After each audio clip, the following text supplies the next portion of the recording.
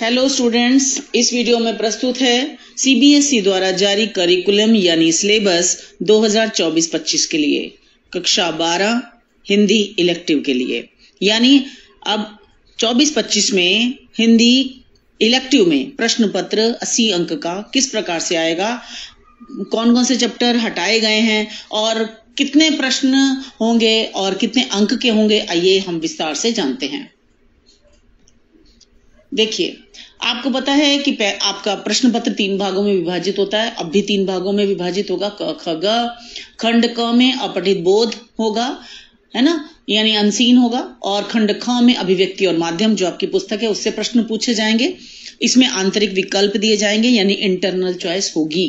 और खंड ग में अंतरा भाग 2 और अंतराल भाग 2 से प्रश्न पूछे जाएंगे। इसमें भी इंटरनल चॉइस आपको दी जाएगी। आइए अब हम विस्तार से देखते हैं। आपका कुल अंक होता है 80 का, 3 घंटे का पेपर होता है, आपको पता ही है। पहला खंड जो है जिसमें है अपठित बोध, इसमें गद्यांश भी आएगा अपठित और पद्यांश भी आएगा। अपठित गद्यांश आएगा 250 शब्दों में और इसमें आपको एमसीक्यू प्रश्न पूछे जाएंगे 3 1-1 अंक के। अति लघुत्तरात्मक यानी वेरी शॉर्ट जिनका आंसर होगा वो 1 प्रश्न होगा 1 नंबर का, और लघुत्तरात्मक यानी जिनका आपको शॉर्ट आंसर लिखना होगा, ऐसे 3 प्रश्न आएंगे 2-2 नंबर के, है ना। तो ये 6 अंक के हो गए। तो टोटल कितने हुए? 3 + 1 + 6, तो ये हो गए आपके 10 अंक का। 10 अंक का अपठित बोध गद्यांश आएगा। अब आपका दूसरा प्रश्न होगा जो होगा अपठित पद्यांश का। अपठित पद्यांश आपको फिर आएगा 100 शब्दों में होगा लगभग, और इसमें भी आपको बहुविकल्पीय प्रश्न होंगे 3 1-1 अंक के, और 1 होगा आपका अति लघुत्तरात्मक वेरी शॉर्ट जिसका आपको 1 प्रश्न आएगा और 1 अंक का होगा, और लघुत्तरात्मक जिसके आपको शॉर्ट आंसर लिखने होंगे वो 2 प्रश्न होंगे और 2-2 अंक के, तो 4 अंक के ये हो गए। तो टोटल कितने होगा? 3 + 1 + 4, तो ये हो गए 8 अंक के, यानी कि अपठित पद्यांश 8 अंक का आएगा। अब हम देखते हैं आपकी अभिव्यक्ति और माध्यम पुस्तक के आधार पर कितने प्रश्न आएंगे और कितने। देखिए, इसमें ये कुल जो आएंगे आपको इसमें 22 अंक के प्रश्न पूछे जाएंगे। विस्तार से देखें कैसे आएगा। इकाई 1 जो आपका जनसंचार माध्यम और लेखन है, उसमें पाठ 3, 4 और 5वां, इस पर आधारित आपको लगभग ऐसे प्रश्न होंगे जिनके आपको लगभग उत्तर देने हैं 30-40 शब्दों में। अति लघुत्तरात्मक या फिर लघुत्तरात्मक प्रश्न, या तो वेरी शॉर्ट आंसर या शॉर्ट आंसर, यानी कि 3-4 पंक्तियों में आप उत्तर लिखेंगे या फिर आप 2-3 पंक्तियों में उत्तर लिखने के लिए आएंगे आपको, है ना। तो इसमें 1 प्रश्न तो होगा अति लघुत्तरात्मक और 2 प्रश्न होंगे लघुत्तरात्मक, यानी 1 प्रश्न ऐसा आएगा जिसका आपको वेरी शॉर्ट आंसर देना है 1 नंबर का, और जिनके शॉर्ट आंसर देने हैं जिसके आपको 3-4 पंक्तियों में उत्तर देने हैं लघुत्तरात्मक के, वो 2 प्रश्न आएंगे 2 अंक के, तो 5 अंक के ये हो गए। 1 + 2 + 2 = 5, ठीक है। अब अगला प्रश्न होगा आपका, जो होंगे वो किस प्रकार से होंगे?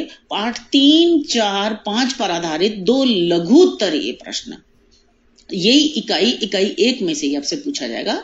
जो प्रश्न पाठ 3 और 4 और 5 हैं उसमें लघुत्तरात्मक आएंगे, और तो ये कितने के होंगे? ये 2 प्रश्न होंगे और 3-3 अंक के होंगे, तो इनके लगभग 60 शब्दों में आपको उत्तर लिखना है, यानी कि इनका आपको ये समझ लें आप 4-5 लाइनों में उत्तर देना होगा, है ना। और ये कितने 2 प्रश्न हैं 3-3 अंक के, तो 6 अंक के ये हो गए। फिर अगला प्रश्न होगा आपको 3 नए या अप्रत्याशित विषयों पर लेख लिखने के लिए आएगा, रचनात्मक लेख, है ना। और आपको 3 दिए जाएंगे इसमें विषय, और उसमें से किसी एक पर आपको रचनात्मक लेख लिखना है लगभग 100 शब्दों में। ये आपको देखिए इसमें इंटरनल चॉइस दी गई है, 3 दिए जाएंगे, आप किसी एक पर लिखेंगे, तो 5 अंक का होगा ये वाला, है ना।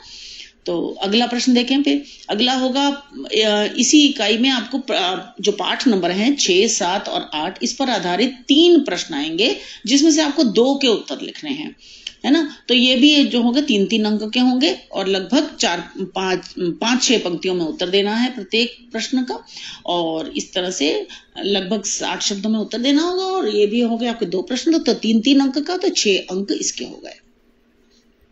अब अगला देखें, अंतराल भाग 2 और अंतराल भाग 2 पे आपको कौन कौन से पूछे जाने वाले हैं वो देख लें आप। इसमें पठित काव्यांश पर आपको 5 लघुत्तरात्मक प्रश्न आएंगे, यानी जो आपकी कविताएं हैं उसमें से किसी कविता में से कोई एक खंड आपको काव्यांश दे दिया जाएगा और एमसीक्यू प्रश्न पूछे जाएंगे 5, ठीक है, और सभी के उत्तर देने हैं। इसमें इंटरनल नहीं होती है चॉइस, तो एक एक अंक का होता है, तो इस तरह से 5 अंक ये हो गए, ठीक है। अब फिर देखिए, काव्य खंड पर आधारित 3 प्रश्नों में से 2 के उत्तर देने हैं। मतलब जो आपकी कविताएं हैं उसमें से 3 प्रश्न कोई आ जाएंगे और आपको 2 के उत्तर लिखने होंगे, तो इसमें इंटरनल चॉइस है और 2-2 अंक का होगा, है ना। 2 प्रश्न 2-2 अंक के, तो 4 अंक के टोटल ये हो गए। अब हम ये अगला प्रश्न देखते हैं। यह है एक काव्यांश की सप्रसंग व्याख्या। तो प्रसंग आपको पता है, सप्रसंग जब व्याख्या लिखते हैं हम तो काफी बड़ा उत्तर होता है इसका, है ना। सब कुछ आ जाता है इसके अंदर। आप लिखते हैं संदर्भ है, प्रसंग है, विशेष है, सब कुछ लिखते हैं इसके अंदर आप। ये आपका दीर्घ उत्तर ये प्रश्न माना जाता है और इसमें जो आपको विकल्प दिए जाएंगे और इसमें आपको ये लगभग 100 शब्दों में लिखना होगा। काफी बड़ा उत्तर है इसका और ये 6 अंक का होगा। एक प्रश्न आएगा ऐसे। फिर आप देखें गद्यांश। जो आपने पाठ पढ़े हैं गद्य में, आपकी जो पुस्तक है अंतरा भाग 2, उसमें जो पाठ हैं आपके, उन पर आधारित आपको एक गद्यांश आ जाएगा, पाठों पर आधारित, और बहुविकल्पीय प्रश्न होंगे। 5 प्रश्न होंगे, 5 के ही उत्तर लिखने होंगे, एक एक अंक का एक एमसीक्यू। फिर गद्य खंड पर आधारित आपको 3 प्रश्न आएंगे, यानी आपके जो गद्य पाठ है उनमें से 3 प्रश्न आएंगे, 2 के उत्तर देने हैं आपको। 2-2 अंक का प्रत्येक होगा, तो 4 अंक का ये हो गया। फिर एक गद्यांश की सप्रसंग व्याख्या आएगी, तो ये 6 अंक का होगा। इसके काफी बड़ा आपको उत्तर लिखना होता है, लगभग 100 शब्दों में, ये 6 अंक का आएगा। अब आया अंतराल। अंतराल के में आपको 3 प्रश्न दिए जाएंगे और जिसमें आपको 2 के उत्तर लिखने हैं लगभग 100 शब्दों में, तो 5 अंक का एक उत्तर हो गया। तो इस तरह से 10 अंक के ये वाला हो गया। अंतराल में आपको टोटल आपका अंतराल का जो वेटेज है वो 10 अंक की हो गई, यानी 2 प्रश्न 2 उत्तर लिखने हैं 2 प्रश्नों के, है ना, और 3 दिए जाएंगे तो 5-5 अंक का प्रत्येक हो गया। इस तरह से हो गया आपका ये 80 अंक का। और जो आपके 20 अंक हैं उसमें श्रवण वाचन, यानी कि आपकी जो टीचर स्कूल की टीचर हैं वो आपका ASL लेती हैं, है ना, वाचन और श्रवण लेती हैं, आपका लिसनिंग स्किल और स्पीकिंग स्किल, उसके आपके 10 नंबर हैं। और परियोजना कार्य जो आपकी प्रोजेक्ट फाइल आप बनाते हैं, वाइवा होता है, आपकी टीचर लेती हैं, तो वो उसके भी 10 अंक है। तो इस तरह से 20 अंक ये वाले हो गए, तो कुल अंक हो गए 100।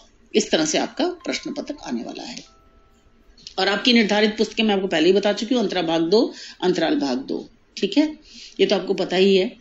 और लेकिन एक बात देख लें, जिन छात्रों के पास पुराने एडिशन की किताबें हैं वे ये देख लें कि ये पाठ जो यहाँ दिए गए हैं ये पाठ नहीं पूछे जाएंगे आपसे। जिन छात्रों के पास नवीन संस्करण है यानी न्यू एडिशन है, उनकी पुस्तकों में तो ये पाठ होंगे ही नहीं, है ना, क्योंकि NCERT ने जो नई छापी है उसमें ये पाठ नहीं है, लेकिन पुरानी वाली में है ये, तो ये आप पाठ न पढ़ें, ये आपसे नहीं पूछे जाएंगे। अंतरा भाग 2 में सूर्यकांत त्रिपाठी निराला का ये जो है गीत गाने दो मुझे नहीं पूछा जाएगा। विष्णु खरे का एक कम सत्य, ये पूरा ही नहीं आएगा। केशवदास जी की रामचंद्रिका पूरा पाठ नहीं आएगा। घनानंद जी के सवैया, है ना, तो और ब्रजमोहन व्यास जी का कच्चा चिट्ठा पूरा पाठ नहीं आएगा। और रामविलास शर्मा जी का ये भी पूरा पाठ नहीं आएगा।